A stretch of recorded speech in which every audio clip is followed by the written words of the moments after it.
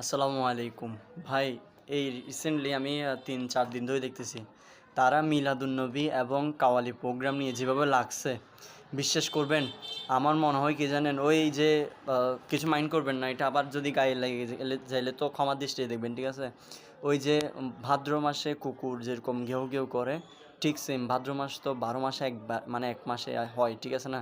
তো আমার মনে হয় ওই যে আরবি ১২ মাস আছে না, যে মহরম, সফর, রবিউল আউয়াল, রবিউল সানি, জুমাদা আউয়াল, জুমাদা সানি, রজব, শাবান, রমজান, শাওয়াল, জিলকদ, জিলহজ, হ্যাঁ, ১২টা মাস না?